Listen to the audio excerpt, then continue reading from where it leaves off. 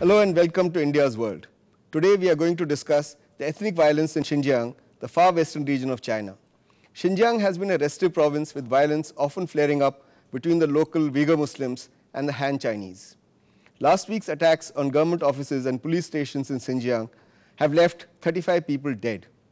Xinjiang used to be a Uyghur majority province. However, the influx of the majority Han Chinese from other parts of China has reduced their share of the population drastically. Today, the Uyghur population is almost equal to that of the Han Chinese migrants. At the center of the violence in Xinjiang are the issues of ethnicity, religion, and the demand for the creation of a separate nation of East Turkestan by some Uyghur groups.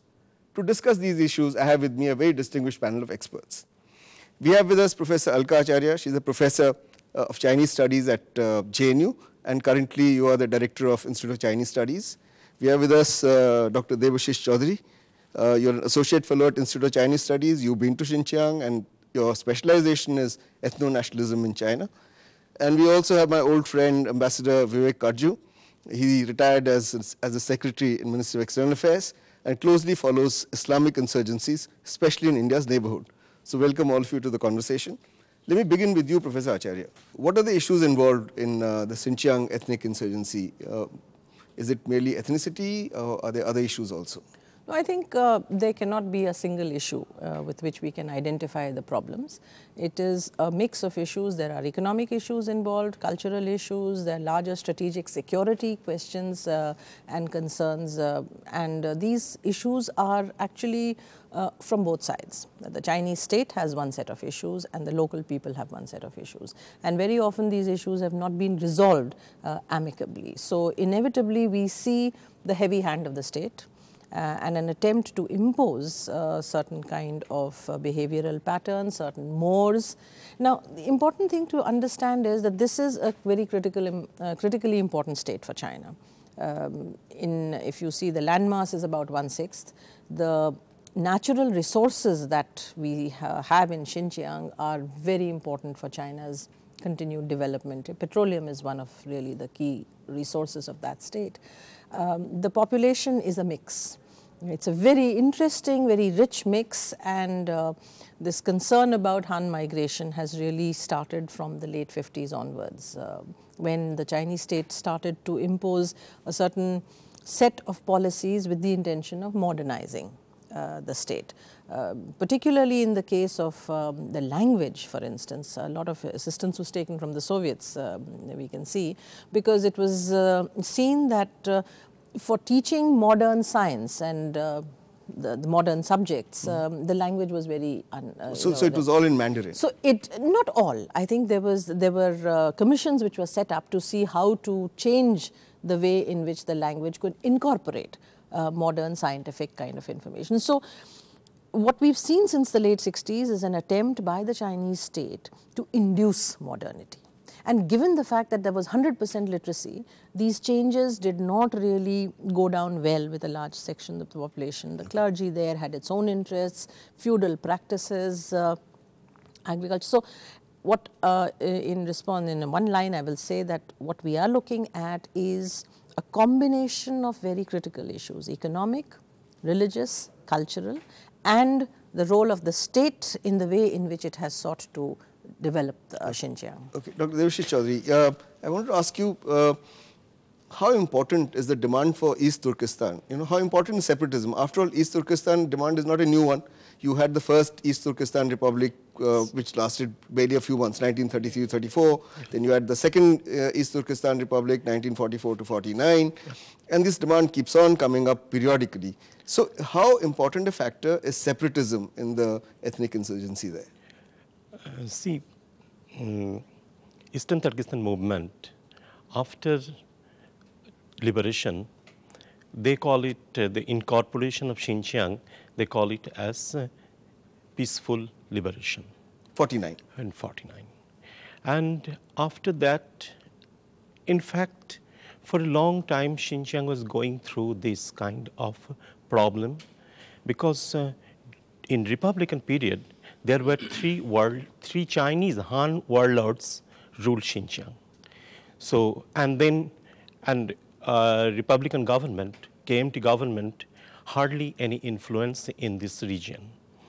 Till 44, actually, 44 last Chinese Han warlord, Shang Shisai, he was removed, and then there was a coalition government was established. So this is the history in the Republican period. And after liberation, Chinese government, and during that time, actually there were one movement was going on, Eastern Turkestan movement, Ili West movement. And it is towards Kazakh, today's Kazakh province border. Well, the Republic was also three districts at one yeah, point. Yeah. So this movement has a very close association with Soviet communists. Soviet communists. Okay. Many of the leaders of this movement were members of Soviet Communist Party. Earlier. Okay. Then, but now? No. After that, after liberation, things changed. Some of them, a few people were killed in a air crash. It was a mysterious air crash. And then few of them changed their allegiance, became Chinese Communist Party member. So this peaceful liberation is actually a process. You can say that it is a power transition. Yeah, but I'm saying why does separatist sentiment still exist? Okay. And how important is it? Then today, enter Mao era, there is hardly any kind of movement. And movement started after, in the reform period actually, 80s onward. And the way I understand the movements in 80s, movements are very much similar to movements in other places. But after 1990, the movements became very strong. How strong are they? It started becoming more violent. Okay. So in 90s, throughout 90s, there were some violent incidents took place, but the Chinese government never revealed what was happening, but repression was going on throughout 90s. Yeah. Then at present inside Xinjiang, I have doubts that this movement, there are number of Uyghur organizations, but they're based outside. Yeah, only settling outside. Okay, Vivek. So from what Dr. Chaudhuri is saying and what Professor Acharya was saying earlier, it seems that Uyghur Muslims are resisting the assimilation in Han Chinese way of life and Han Chinese cultural practices. They fear religious discrimination. They claim there's religious discrimination. There are linguistic problems there. But are these not natural problems in any big country which has ethnic minorities? Bharat, you've raised a very important issue, and I'd like to give you a perspective. Multi-ethnic countries which have a distinct area which is inhabited by one ethnic group, which is a minority, if you take the whole of the country, has a specific set of problems. And let me put this in perspective. If we start from the Philippines, you have the problems of Mindanao. In Thailand, you have southern Thailand. Again, both are majority Muslim areas, but Muslims are in a minority if you take the country as a whole. Yeah. In India, you have the state of Jammu and Kashmir. In the Caucasus, the Russians are having problems in Chechnya, Dagestan. So these are natural issues. And the Chinese are having these in no, but quickly, what is the point you're making? The point I'm making is that different states are trying to address these problems in different ways. But no state, whether democratic or authoritarian, has been able to address them satisfactorily. Okay. And with the rise of an Islamist consciousness and with the rise of certain jihadist tendencies worldwide, there is a sharpness which is coming in and a violent streak which is coming in the resistance. Okay, okay. And No, at this point we have to take a break. I'll come Okay. back to you. So we'll take a break at this point. We'll continue with this interesting discussion after the break. Don't go away. Welcome back. We are discussing the ethnic issue and the ethnic conflict in Xinjiang. Professor Acharya, you wanted to say something. You wanted to add something to what Vivek was saying. Yeah, I thought it was rather interesting that what comes up in what has been discussed is that the specific periodicity of this whole eruption, as it were, of protest movements across Central Asia, West Asia. You know, if you look, 80s is the time when, late 80s, Chinese start to reforms. That's when we suddenly come to know that there is so much of restiveness going on within. And it's not that these debates were not happening in China. They were, even during the Mao period and so on.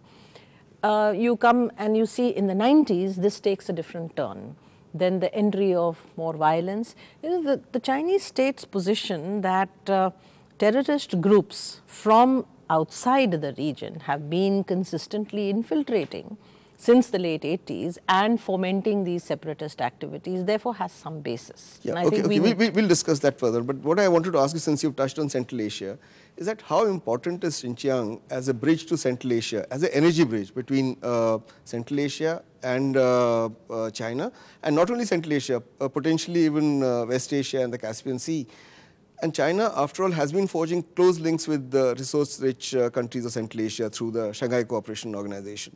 So how do you see Xinjiang as part of the Central Asia policy of China? I think it is the linchpin of Chinese strategy towards Central Asia. I mean, if you look at the location of Xinjiang, it borders 3 of those Central Asian countries, and through them, the linkages with Soviet Union. In fact, the Soviets for a long time, because of the distance between Urumqi and Beijing, it was the Soviets who were controlling Xinjiang, and even in the early part of the 20th century, it was the Soviet Union. So for the Chinese, Xinjiang is the key to Central Asia. Okay, Dr. Chaudhuri, but how important is Xinjiang in itself? Forget Central Asia. As Professor Acharya said, 1/6 the landmass of China, mineral rich, 2,580 billion cubic meters of water frozen in glaciers, 38% of coal reserves of China, 25% of oil and gas reserves. So in itself, Xinjiang is crucial for China, isn't it? Yeah. And so, other than Xinjiang as a bridge to Central Asia, it is itself, its landmass and other way, its resources, it makes it a distinct place in in China. Yeah. And you know, it has 8 borders with 8 different countries. So that also is a very important aspect as far as security concern for Chinese perspective. In a positive sense, also 8 different kind of trading partners. Trading partners, but yeah, and especially in Central Asian side. So, and other than that, this 1.6, 1/6 of Xinjiang, China's territory is Xinjiang. It itself, if we think of something without Xinjiang, is China reduces to a very small country. In fact, I wanted to ask you this. Now, given the importance of Xinjiang, would you not say that it's so important for Beijing that it would do everything possible to prevent it breaking away? No, of course it would. That goes without saying.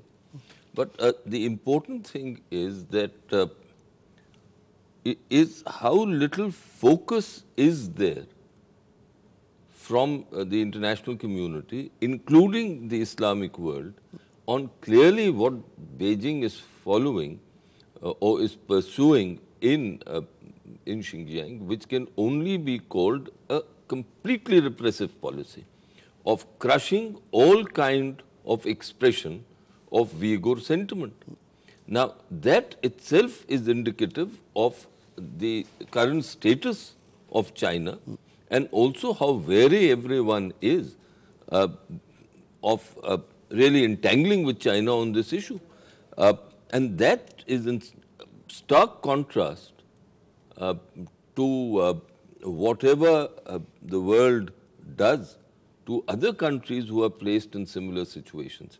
Now, one last point. You take the OIC, for instance. They have these ritualistic statements on minority rights, etc., on China, including a focus on Kashmir. Kashmir. Well, Kashmir is also ritualistic. So you're saying they focus on Kashmir, they don't focus on Xinjiang. No. What I'm saying is that the focus on Kashmir is a little more because of Pakistan, and there is no Pakistan equivalent as far as China is concerned when it comes to Xinjiang. Okay. But the real issue here is that the Chinese won't let go, and in addition to the points made by you, let's not forget that I think Xinjiang has also been the site of their nuclear and missile testing areas, so they will simply not let go. Except that Pakistan is becoming a route for infiltration into Xinjiang. That too, you are right, the Chinese seem to be a little worried. And very concerned about that, exactly. Dr. Chaudhuri? But I think this question of separation does not arise. Because theoretically we can discuss it. Who knows what shape history will take? No. If you permit me to say, if the Chinese had not over the last 6 decades changed the entire demography of the area, they've pushed in about 3 million Hans. There's been a regular program of settlement of Han Chinese. I think that has to be put into slightly demographic situation in Xinjiang. No, but that is what they've succeeded in doing without any great international criticism. We've run out of time on this segment. We need to take a break at this juncture. We'll continue with this discussion after the break. Don't go away. Welcome back. We are discussing the ethnic conflict in Xinjiang in China. Professor Acharya, theoretically speaking, if you have an independent Xinjiang or a permanently destabilized Xinjiang, what impact does it have on China's other ethnic minorities?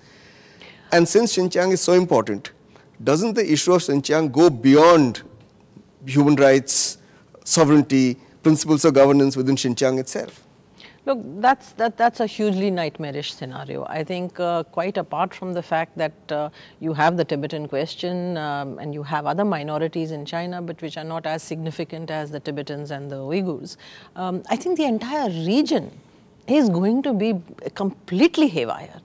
See, I think we need to take a slightly larger handle on this, and we need to see that there is an upsurge within large parts of the developing country of groups, of minorities asserting their rights vis-a-vis the state. And this is not located in China alone, you can see it across. And this is a shift that has taken place since the 80s. It is related to larger issues concerned with globalization, the way policies are being changed across, then shifts in the international strategic scenario. So my submission very simply here is that let us at least try and understand the problem without really taking it into directions which don't have a very sufficient basis. Separatism is a concern for China as it is for... permanently destabilized Xinjiang. Well, I think it's going to create a lot of ripples in the entire region. Central Asia, we, South Asians, Soviets, I think all of us are going to feel the... Now, Dr. Chaudhuri, all these separatist groups are based, either in United States, Germany or Turkey. Yeah. Some of these gentlemen, the leading lights are in Central Asian countries, or ladies, Rubia Qadir. And there is a group even based in Waziristan in Pakistan. Yeah. Now, if this external support to these insurgents, Islamic insurgents continues or separatists continues, would it impact China's policy towards these countries, its relationship with the United States, Germany, Turkey, Central Asian republics? Or do you think we've not reached that stage as yet? Yeah. See, theoretically we can talk anything, but that will not help us to understand what is happening in Xinjiang. Because separate Xinjiang, existence of separate Xinjiang and its implications, it is a very theoretical type of argument. And again, what you were saying that that external exile Uyghur communities, exile Uyghur organizations will, with the help of external forces, other countries, will liberate Xinjiang, separate Xinjiang from China. Not necessarily, would keep it destabilized. Destabilized. So that is also very limited capacity these groups has. Okay, now let me take this to you, because he thinks that nothing is going to change, that I'm exaggerating. But consider the NATO pullout in March 2014. All these Central Asian Islamic jihadists who are fighting alongside with Taliban, might not they take back their jihad and their fight and their issues to their own countries? There are some Uyghurs with them also. So how will it impact Central Asia and how will it impact Xinjiang? Look, given the power imbalance between China and the Central Asian states, it is inconceivable today that these states would in any way try to provoke China through this factor that you have mentioned. No, states don't have to do it, Vivek. No, states can These prevent. groups go there, no, they can... No, let's not be naive. All these groups don't act in vacuums. They require some kind of state support, or at least the state looking the other way, because states have capacities to hinder or help. And more than that, I can assure you that the Pakistanis will come down with a very, very heavy hand in FATA and elsewhere on the Uyghurs if this process goes out of hand. I'd like Lastly, to this point here. if I may make just one last point. Given the importance of China to Pakistan, the fundamentalist groups in Pakistan too understand that they cannot support the Uyghurs beyond a point. No, you misunderstood. My question was the jihadists who are not necessarily Uyghurs, they go back to Central Asia, Islamic jihadist movement independent of those states. These states are quite weak, some of them. So you have insurgencies in Central Asia and you have an insurgency in Xinjiang. What kind of scenario is that? I would say let's watch what the Soviets and the Chinese are doing. If you notice the level of their discussions, they are very concerned about the post-American fallout. And I think the move is already underway as to how to control. And precisely, these are the concerns which are really scaring the Chinese. It'll be a nightmarish situation. And so the American bases have been denied, if you heard the recent report. So in Central Asia. In Central Asia. So I think what we need to see is how the Soviets and the Chinese are positioning themselves to deal with this aspect as well, among the other aspects. After 90s, after Soviet disintegration, in Xinjiang there are two aspects in Xinjiang inter-movement. One is pan-Islamic kind of, another is pan-Turkism. So this, after 1990s, the pan-Turkey kind of movement started. And there was, especially from Kazakhstan, they were getting some kind of support, but support in the sense that moral support. Uyghur exile groups used to come to Kazakhstan and having some programs, and so this happened, and Chinese government made sure that this is not happening in future. So the way they have developed relation with these countries and through SCO and other organizations, other ways and economic cooperation, they have already resolved that issue. Okay. And even the origin of pan-Turkism, that is Turkey. Turkey is also became very develop good relation with China. Okay, so don't need to be alarmist. So let me, I think. Okay, let me ask you one last question because we are running out of time. Now, forget a separatist or separate Xinjiang, but a potentially disturbed Xinjiang, disturbed by Islamic insurgency. What impact does it have in the neighborhood, especially India? And I have in mind the insurgency in Kashmir. I really don't think much of an impact because for two reasons. I think the Chinese need to be a little more skillful in accommodating Uyghur sentiment. Whether their state policies have the flexibility or the nimbleness to do so is another matter.